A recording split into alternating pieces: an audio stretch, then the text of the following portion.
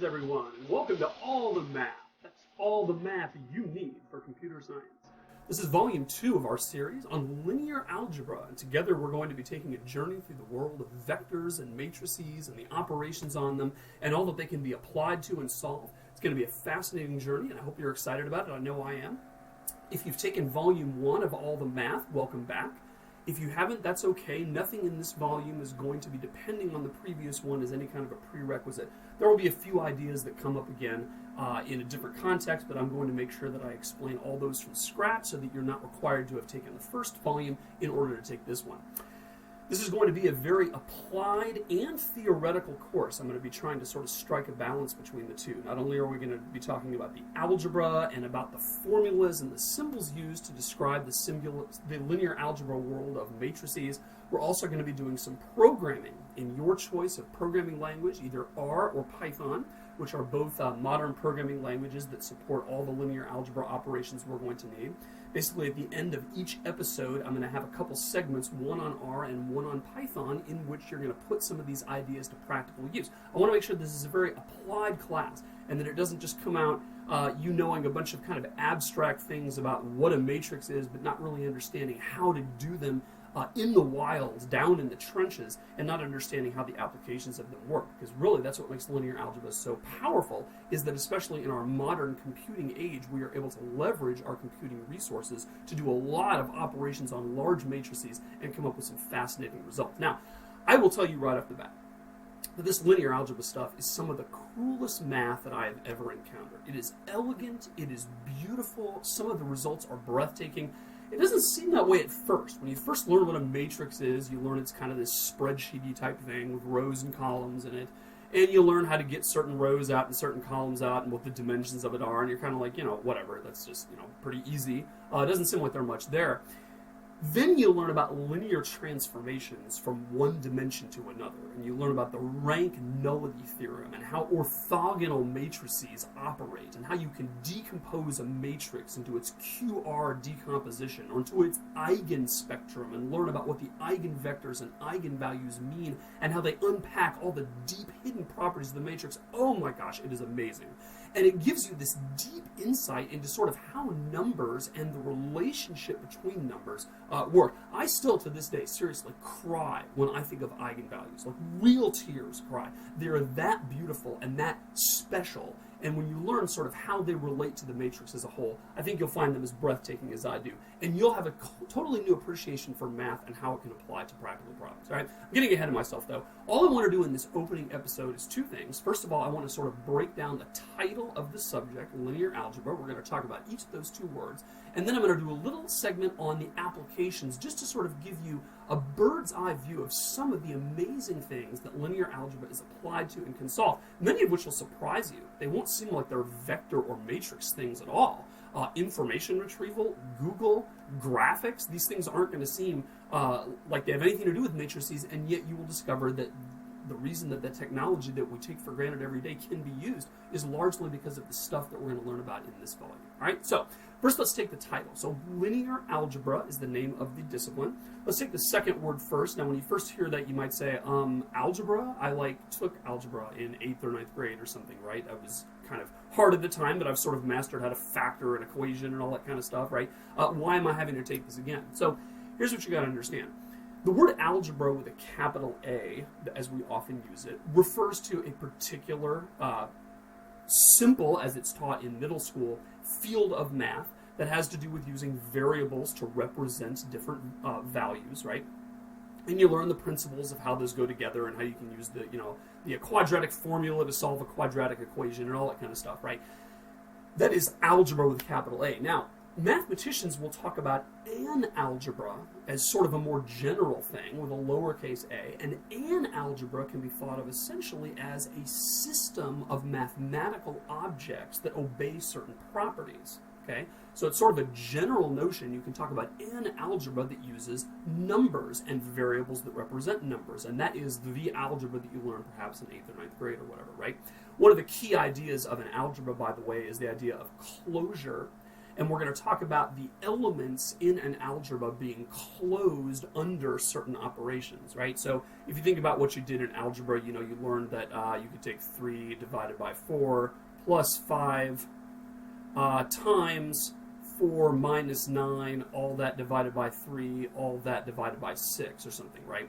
And of course, you could also represent things with letters, x minus y times z minus 5 all over x plus z squared. Now, one important thing to understand that you take for granted until you realize that it could be different, the reason that this expression and this one have any real meaning is because each of these operations, like division and addition and multiplication and subtraction and division again, each of those operations is closed in that algebra, meaning when you take 2 numbers and you add them together, you get another number, which you can then subtract from another number to get another number, which you could then multiply a number to get another number, which you could then divide by a number to get another number. Whenever you take 2 numbers and perform an operation on them, you always get a number back. You never take 2 numbers and add them together and get a fish, right? You never take a number divided by another number and get a pocket knife or a system of government, right? You always get back another number. And because you always get back another number, that's how you know that an expression like this can have meaning. Because 3 divided by 4, maybe that's hard and it turns out to be a fraction and a decimal and I can't figure that out in my head. But whatever it is, I know it's going to be a number. And I know, therefore, I can add it to another number. And whatever that turns out to be, I'm not sure, but I know it's going to be a number, which I can therefore multiply by this thing. And what's this thing going to be? It's going to be another number, because 4 minus 9, whatever that is going to be another number. Numbers, you always get back numbers, okay? So that's sort of a common property of algebras, and the one we're going to be covering in this volume is the algebra of matrices. We're going to be talking about a matrix. It's going to be very simple at first, but as I said, that conceals a lot of deep, profound complexity that we're going to get into. But the bottom line is that when you take 2 matrices and do something with them, like add them or subtract them or take the dot product or the norm, there's all these different things we're going to talk about, you're going to get back something in the same set, something of the same kind. You're going to get back another matrix, which allows you to build up matrices in complex algebraic expressions. And so that's really what we mean when we talk about linear algebra. We mean the same kind of algebra, but instead of dealing with numbers, we're dealing with matrices, which is a different kind of mathematical object, right? Now, the first word I want to spend a little bit more time on, the word linear. You may have encountered this word before. You probably encountered it in algebra that you took in 8th or 9th grade. It's a word that's used colloquially today to talk about various things. For instance, I heard someone talk about Memento, which is one of the films from Christopher Nolan that you may have seen. He's the guy who did Inception and the more recent Batman series with Batman the Dark Knight. People talked about that as a non-linear movie, right? And when they talked about it as a non-linear film, what they meant was, as you're watching the movie, the scenes didn't unfold in order, right? In Memento, you had to sort of realize, wow, we're doing like flashbacks and flash forwards all the time. It's told not in a sequence that you're typically used to seeing. And some people called that a non-linear script. Kind of interesting. I actually really enjoyed that movie, by the way. Linear is a word that comes from the word line, right? And it essentially means that there is a relationship between 2 things that goes as a line. There's a famous a quote that's attributed to Stanislav Ulam, who's one of the guys who worked on the Manhattan Project, developing the atomic bomb with John von Neumann and others in the 30s. And this phrase is interesting to him. He said, dividing the world of functions into linear and nonlinear is kind of like dividing the world of zoology into elephant and non-elephant. That's what he said.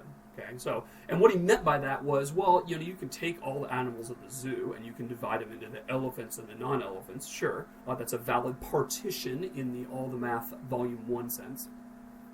But it's kind of misleading, right? Because it's not like you've evenly partitioned them at all. And there's a heck of a lot more numbers of beasts and a lot more diversity in the non-elephant class than there is in the elephant class, right? The class of elephants is really a very strange, particular, special case of all the animals. And so he's saying, there's tons and tons of different kinds of functions in the world.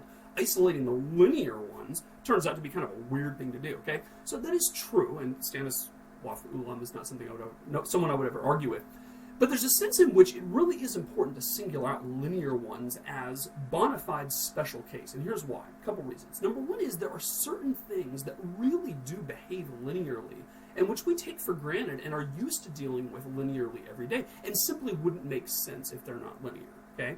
The second reason is because if it's linear, it gives us certain nice properties that we're able to take advantage of, and we're able to do some amazing math that really would break down as soon as we're dealing with a nonlinear case, all right? So let me take the first one here. So the definition of linear essentially is this. You know, we're used to this idea where we have a function, right? And this is the input of the function, and what we get back from the function is an output. And what we mean when we say we have a linear function is these two things. What we mean is we say, well, if we have f of some constant times x, well, that's just going to be the same as that constant times f of x. So in other words, if we're taking f of something times a variable, really that factor, that constant factor, can simply be factored out and be used to multiply by the thing itself. So all we need to do is figure out what f of x is, and then we know what f of ax is for any value of a, because we can simply perform this multiplication outside of the function. The other thing it means is this. If I want to know what f of x plus y is, if it's linear, that's the same as just taking f of x plus f of y. And you may be able to see here that because of these two rules, this allows me to very easily divide and recombine complex problems. If I'm dealing with f of a bunch of stuff in here, and maybe that bunch of stuff is a bunch of stuff plus a bunch more stuff plus a bunch more stuff, well, I can simply break down each one of these into individual pieces and deal with it, and then just add back up the results, because all I need to do to take all this complicated stuff plus some more complicated stuff is figure out each piece individually and add them up here, right? Now, there are certain things, like I said, where of course it's linear, and it's just going to be, and it seems really weird it's not. So let me give you an example. Suppose you go down to 7-Eleven or Wawa or whatever, and you want to go in and you want to buy a candy bar, right? You want to get one of those big, Hershey Special Darks. That's one of my favorites, right? So you take a candy bar and you go up to the cash register and you say, hey, I'd like to buy this. How much is it? And the cashier looks at it and says, oh, okay, that candy bar, that'll be $2, please. You're like, wow, $2, that's actually not too bad for one of those big giant candy bars. You say, I'm going to buy them for the whole family. I'm going to go ahead and get 5 today. I'll get 5 candy bars. So you put them on the counter and you get ready to get out your wallet. And you get out your $10 bill, you're ready to pay them. And the cashier says, 5 candy bars. That'll be 25 cents, please. And that would be really strange. I think you'd agree, right? You're like, wait a minute, what, 25 cents? I was going to buy 1 candy bar. It was going to cost $2. Now I decided to buy 5 candy bars because that was a good price. That ought to cost $10, right? It ought to be linear. If I have 5 times as many candy bars, it ought to cost 5 times as much money. And really what we're doing when we say that is we're drawing attention to this equation. We're assuming that if I have the cost of 5 candy bars, that of course ought to be equal to 5 times the cost of 1 candy bar. And that's because it ought to be, according to our intuition and our societal norms, ought to be a linear relation, right? A linear function. When I then go back to him and say, geez, if you're charging me 25 cents for 5 of these, man, I'm going to go get all the ones you can. So you go back to the thing and you clear out the shelf and you go through and you bring 17 candy bars there and you put them up on the shelf. And he said, I'd like to buy all 17 of these, right?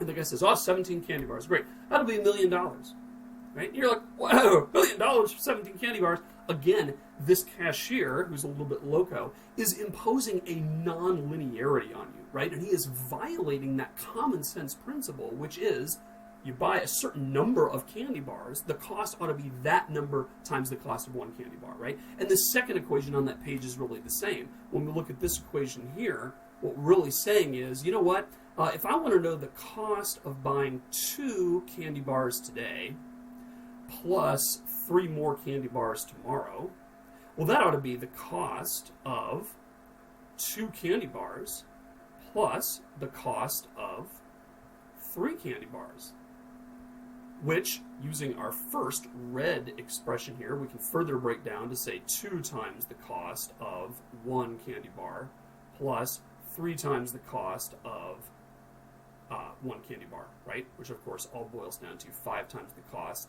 of 1 candy bar. This sort of math is easy to work with. It's easy to intuitively figure out. It's easy to take a complex expression and just radically reduce it to something simple. And we're used to dealing with this every day, again, because many of the things that we deal with in life are, in fact, linear and wouldn't make sense otherwise. Now, maybe I overstated that because, of course, there are non-linearities with candy bars, right? Maybe the store is saying, hey, buy 4, get 1 free. As soon as they say that, they've actually made it not a linear function, right? And now buying 2 candy bars and then 3 isn't the same as buying 5 together, right? Because if you bought 5 together, well, guess what? You're going to get 1 of those free. Whereas if you bought 2 one day and 3 another, you wouldn't get 1 free. And so that relationship would break down. But there's clearly many things in life that actually deal with linear relationships. Think about driving in your car, right? If you're going to drive from Fredericksburg, which is where I live, up to D.C., that takes about an hour. Then maybe you want to go north to Baltimore. That's going to take another hour, maybe hour and a half to get from D.C. to Baltimore. Now, it goes without saying that going from Fredericksburg to Baltimore would take 2 or 2.5 hours, right? It'd be really weird if it took an hour to get to D.C. and then another hour and a half to get to Baltimore. But to get from here all the way to Baltimore took 10 hours. Or took 10 minutes, right? That wouldn't make any sense because we know that distances follow that linear relationship here, right?